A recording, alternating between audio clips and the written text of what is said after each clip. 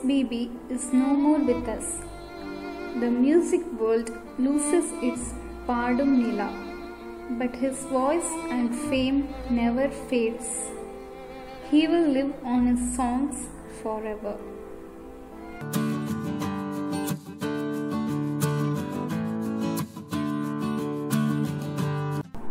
Assalamu alaikum. Hi and hello everyone. Welcome back to Gul's Diary.